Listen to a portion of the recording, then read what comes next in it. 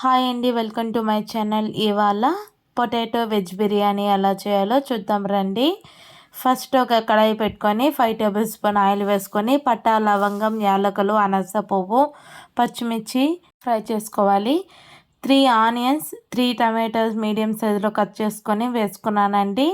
Onion, tomato త్వరగా మగ్గాలంటే 1 table spoon salt వేసుకోవాలి. మనం కట్ చేసి పెట్టుకున్న పొటాటో గడక వేసుకొని కొంచెం కొత్తమల్లి, కరివేపాకు, పుదీనా వేసుకొని ఫ్రై చేసుకోవాలండి. ఫ్రై అయ్యాక మనం కడిగి పెట్టుకున్న రైస్ని యాడ్ చేసుకోవాలండి. 3 మినిట్స్ ఫ్రై చేసుకున్న తర్వాత రైస్ని తగినంత వాటర్ వేసుకోవాలండి. 1 గ్లాస్కి 2 గ్లాస్ వాటర్ వేసుకోవాలండి.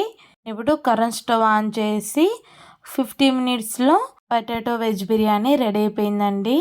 ఇప్పుడు సర్వ్ చేసుకొని పచ్చిమిర్చి, టొమాటో పచ్చడితో తింటే సూపర్గా ఉంటుందండి.